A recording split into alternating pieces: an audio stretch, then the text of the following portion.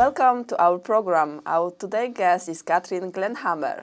Hi, Katrine. Hi, Hedita. Can you tell us a little bit more about you? About me? Yeah, well, I'm a stop-motion animation director. So most of my time I spend in a studio making puppets and animating short films and music videos and stuff like that. And what is the name of your favorite puppet? My favorite puppet right now is Little Woman. I'm working on a short film called Totem, like a 7-8 minute short film. Yeah, and this red-headed character, naked little woman, she's my favorite right now. Yeah.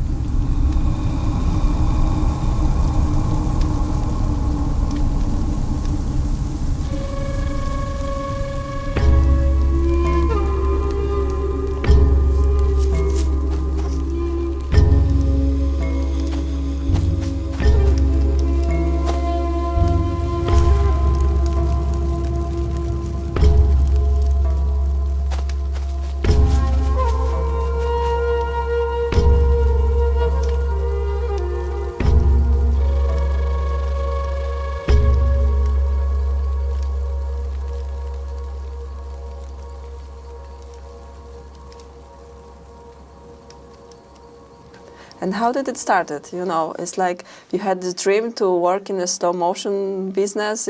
How did it start? Because it's like your parents could say, "Get a real job, girl." Yeah. Well, my father is a painter, so he's like also an artist. Yeah. So I think he thought I would do paintings or something like that, but it was like kind of a process. I didn't like imagine that I should do stop motion. I didn't imagine I should do animation at all, actually. I thought for a long time I should be a photographer. And then, I don't know, like I got involved with some projects about like with film, and it was kind of fun, and film with like filming humans and stuff. And and then I thought, well, I think I will take like an education in this. So I educated like visual storyteller in that in the education called multi-platform storytelling and production, and it's working. It's like filming people and like doing film like commercials and stuff like that.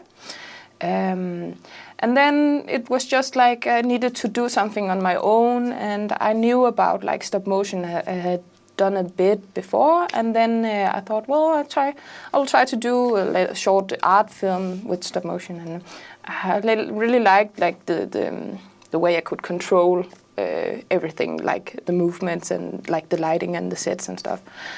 And then it evolved into a exam project, and it was a little short film around 4 minutes. And then it just was like, well, this is nice. And I got an internship with Johan Oettinger, who was also a stop motion director, and was there for 4 months. And then I was like sold. I think like this is really great. It's like I always loved miniature things when I was a child, and I actually also loved like stop motion films when I was a child. I just didn't really think that it was something you could work with or like use as an expression. Like it seems so big when you see like the big stop motion films. It is like a big and process. how long time does it take? Like, because I think it's a very long time you have to spend on making this every move. It's very handmade. Yeah, the animation itself, like when you have like the puppets in the set, then you have like, you make, I think, around 30 to 60 seconds per week. So, and preferably only 30 seconds because then the animator can concentrate on doing like, 6 seconds per day. So you can imagine if you want to do like a 8-minute short film, well, that's minimum 8 weeks of animation, preferably double of that amount. It's a lot of time and work put it in this. And what also I like about your story is that usually the artists, they are very talented, but they don't know how to go and show their art to the world and how to sell their products, because what you are creating is an art, but also it's a product. Yeah. And you were a perfect example. I met you at this BURT cafe, that you organize workshops and you tell the case study how you get the money to financial products, and you get 50,000. Is it real? Almost 60 actually. At Totem Stop Motion, scroll down on the Kickstarter page to read more and watch the full dummy. Thank you so much for your time and have a nice day. Always give people a sense that we were so grateful, which is true because it's a really big thing that people are willing to spare some money for us. But also even when there's this S-curve that your campaign will follow most of the time. So you can see it a bit here. You get this great start of a bump, and then we'll slow down, and then we'll get the bump again. We had this, it's quite stable actually, but it slowed down, like here it was the worst, it was week 3. I think it's very important to choose a platform that people know. People know Kickstarter. It's one of the most common crowdfunding platforms to use. And by that there is a lot more trust from your community. We knew that we were going to reach out to a lot of Danes, and here in Denmark you don't support that often crowdfunding campaigns. So it was really important that people were trusting the system. Is it the branding value as well, like going forward?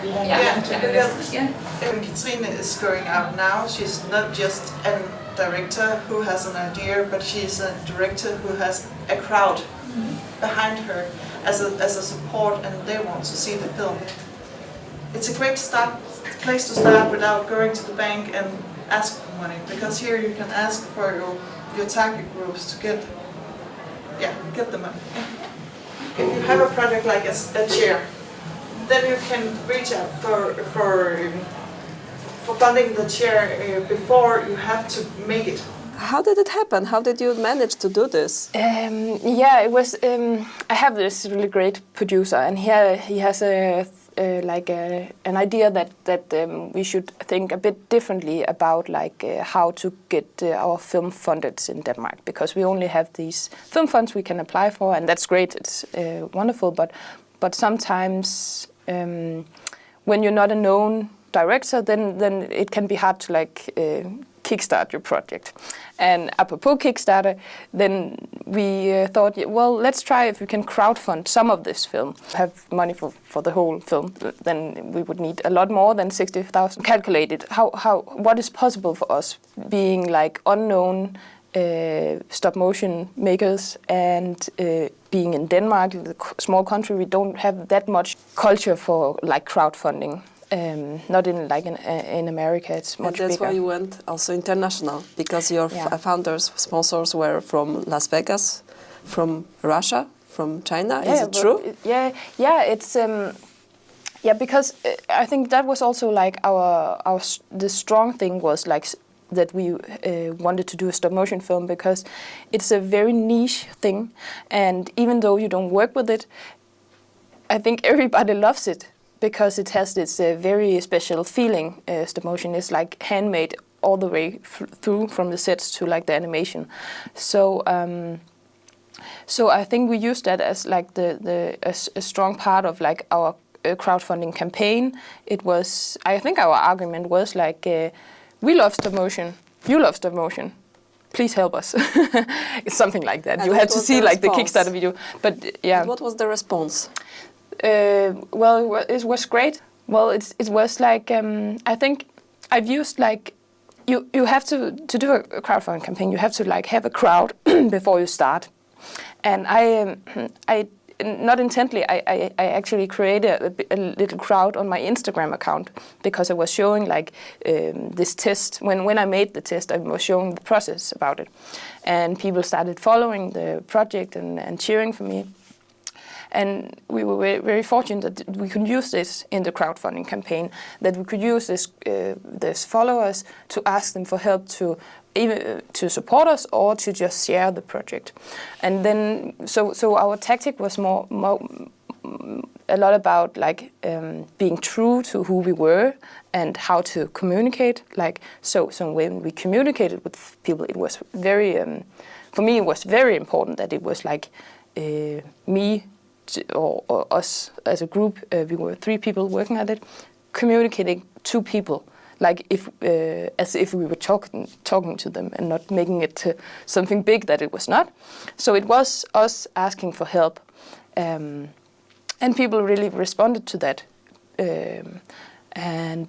Well, I had this Sandra she's a digital concept developer, and she was like working on the project, and she was like the one keeping all the threads together and making it happen. And she arranged this launch party. So we invited people in Denmark or Aarhus who wanted to come and join like our launch of the Kickstarter. So I think we had a great like strategy to start like the project, and because it's very important, like you start very, you get a lot of funding in this beginning of the project, because then it will be seen by other people on the crowdfunding page and some stuff. But it was also interesting, you say that people, that there is this beginning, like you call it good start. Then in the middle, people are like observing. Is it going well, or will they survive, or will they die? Yeah. And then it's like there was 3 days to the end of the campaign, and the people were like, "Oh, they need only this amount. Let's run and help them." Exactly. And they were supporting you like in very last minute. Yeah, and I think because we get this great start, then we of course worked up to the start and worked like communicating, starting a Facebook page, teasing for the project and stuff like that. And then so we started to reach out to the like a lot of the stop motion communities, like and Facebook groups and stuff like that. And now I'm mentioning Facebook a lot, but you can use like all the social medias you are familiar with. I'm mostly confident in using like Instagram and Facebook, so that was what we some chose. Social media wasn't for you, like LinkedIn. I don't think that it was relevant for. No, exactly. So you that's also perfectly what was good for showing the pictures. Yeah. And sharing this to the bigger network. Yeah. And for me, because I know some people have very great success with using like Reddit or something like that. But I don't know Reddit. I don't use it, so it was not like it wouldn't like be like true actually to do that. But then we got like this, and people were really friendly. They just like, oh, this looks amazing. People would find the project because they were looking for stop motion, or they responded very well to it, and created like this. I think a lot of people created like this part of ownership of the project, especially the people following like the process of doing the test, which I did like half a year before the crowdfunding campaign, because they had this feeling that they had were like included and supported maybe, something. Yeah, or good. maybe a part of like building the story. I don't know, and it's really great. I think they are also, because for me it's really great to get like that support. Yeah. So, but then we started, and it just kept, like the first 2 weeks, it was really nice. It kept going. It was a lot of, you have to like stay tuned and like keep people like keep like posting about this is great and this is great and now we're doing this and stuff. People were writing from like Russia and Canada and. It seemed like all around the world, mostly Europe, but some in America too. And asking if they could help in any way, or if they could do the music or do anything. And mostly it was like, if you don't can afford to like support, then it would be fine to just share. I think that was, it was a big part of it too. I think it was really amazing. Like all these people that were engaged all around the world. Like this world is, like you say, Denmark was too little. Yeah. And now it turned out that there are people from all around the world who will be very happy to be a part of this project and support your idea and your vision. And also you used every possible things, like you also had the cups with your totem character on it, yeah? Yeah. You were giving the people choice. You can support us, you can send us some money, but you can also buy some cup or some other gadget. And people, what was also funny that people, you made like 4 different cups, and people were collecting them. Yeah, they wanted to have all 4, and it was incredible that you managed to do this from the beginning to the end. That you gathered together, and like you said, you were consequent, and that you managed to get this pool of money. But also tell me, because I know that you were lately in Poland in movie industry, let's call it. What was it about? It was also about finding some partners to this project? Yes. There was this stop motion forum called Animarkt. It's quite new. I think it was the 3rd time they were hosting it. The project got selected for this pitching competition with the 14 other projects. And it's like the pitching competition is about like you can win different kind of prizes and also some funding. Just a lot of talks and showcases and workshops about stop motion, only stop motion. This was really great, and it was really nice to meet a lot of people who have. Who I knew, I've seen like some of what they've done before, and they met us. Wanted to know actually about how to do this crowdfunding, because a lot of them are like, film is about getting the funds to do it. And you were really also, this meeting at Cafe BURT, you were like really showing the case study. What to do precisely, what was working for you. You were very honest with sharing this knowledge. What I thought like, wow, it's many people who want to go into this business, let's call it this slow motion filming. They need some guidance, and you gave them concrete advice. Do this, do that. This was working, that was working less. I think it was really nice of you to share this knowledge. And what gave you this project? Inspiration for the story is from my own life. It's not like I fought a wild boar, as the story is actually about, but it's about this overcoming like big obstacles, and maybe the wish to get like new abilities or powers. If you can to grow, you want to grow, and maybe sometimes you want it to happen now, but you have to realize that it comes with time, and it doesn't really come in the form that you expect. So this is what the story is about. Like if you raise it up to a little bit higher level, and the story is really just about a little woman wanting to claim this giant wild boar as a totem animal. So for me, it's like a strength story. Receive it like something like inspiration to wanting to do, because this little woman character is very much about doing and just throwing herself into stuff. And totally naive, but I think we have to be sometimes and open to what's happened. Yeah. And if naive maybe is one thing, but I also see you as honest, and your story is like an honest. That is like really, you did this, you felt this, and people can also feel like that it's a real, it's important for you, but also it's an honest story. Yeah, and I'm really glad that this is how people like see it, because sometimes also film is also about a lot of like explaining and writing about what you want to do, and that's maybe also a part of why we did like this crowdfunding campaign, because it was like more showing what I want to do, and that is my strong side. It's like showing and doing visual stuff. So, and not like writing in words, what is this about and how it's going to look. And as an artist, how much of, in this little doll, how much you gave a character to her of yours? I think that's really, people are asking me that a lot. And I think, of course, in some way she's me and I'm her.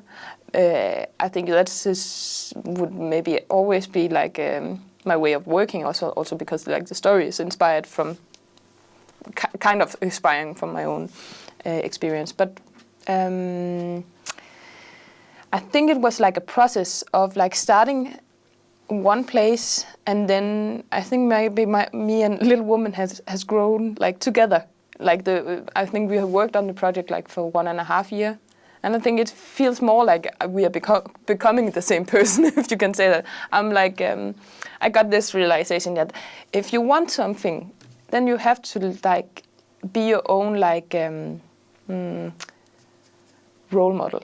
So why don't start like being that kind of person that I want to look up to?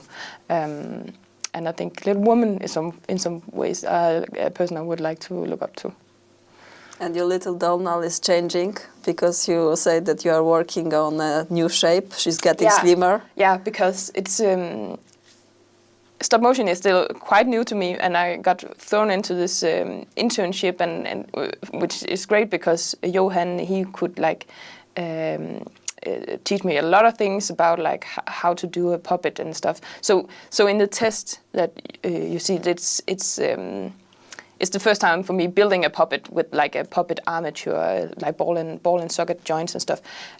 So I did like a lot of design mistakes because you have to like start from the core and then building the puppet. And if I did something wrong in the beginning, like in the core of the puppet, then it would like...